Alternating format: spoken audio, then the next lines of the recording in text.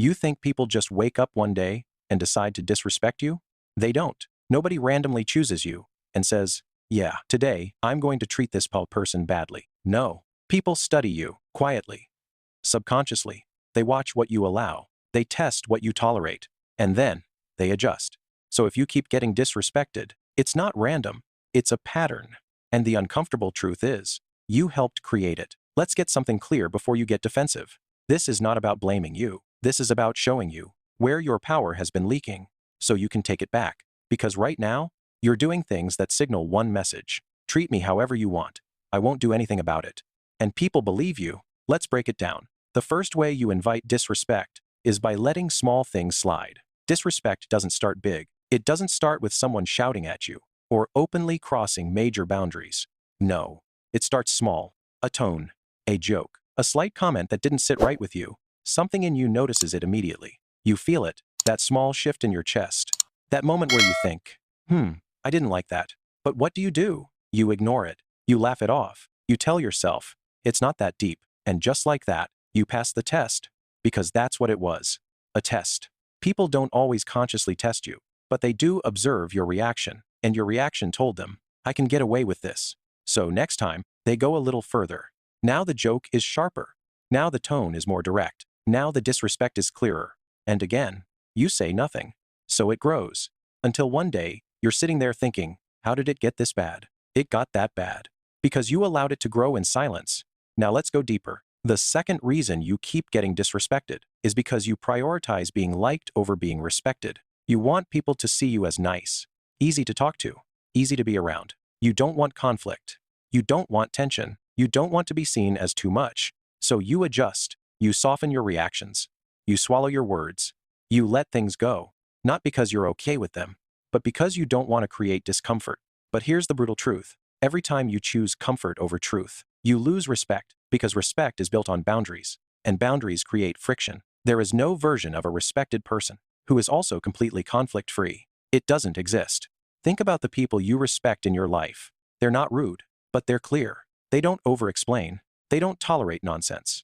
And they definitely don't pretend to be okay when they're not. Now compare that to your behavior. You say it's fine when it's not fine. You say don't worry about it when you're still thinking about it later.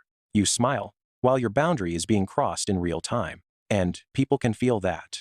Even if they don't say it, they feel that you're not solid, that your no is negotiable, that your reactions are adjustable. And once people sense that, they stop taking you seriously. Now let's talk about something you might not want to hear. You apologize too much, not because you're wrong, but because you're uncomfortable. You apologize for speaking up. You apologize for taking space. You apologize for having needs. Sorry, I just wanted to say, sorry, I didn't mean to. Sorry, I was just thinking. Stop. Every unnecessary apology is a signal. It tells people, I'm not confident in my position. And when you're not confident in your position, people don't respect it.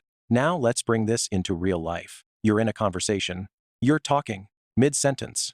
Someone interrupts you. What do? You stop. You let them speak. You laugh it off. Maybe you try to come back in later. Maybe you don't. But what just happened? You were just shown that your voice is optional in that moment.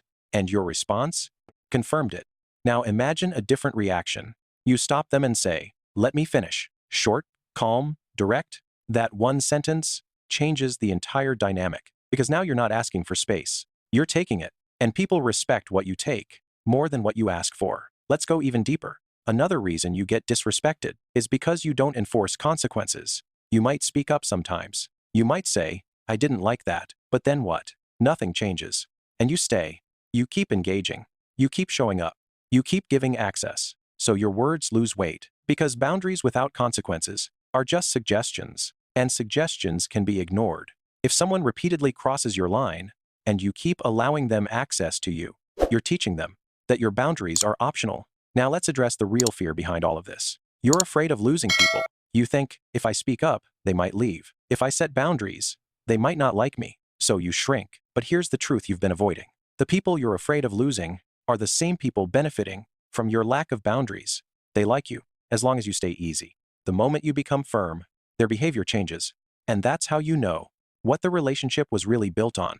Because real respect doesn't disappear when you set boundaries. It adjusts. Now let's flip this.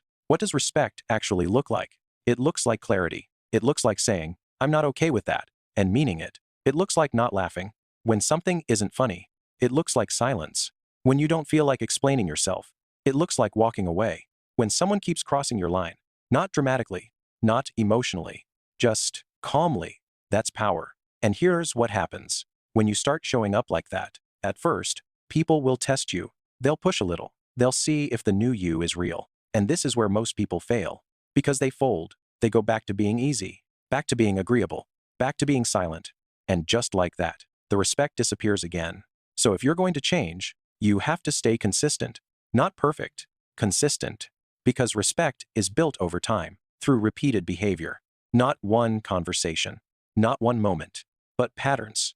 And once people see that your standards are real, they adjust, or they leave. And either way, you win, because you're no longer surrounded by people who require you to lower yourself just to keep them.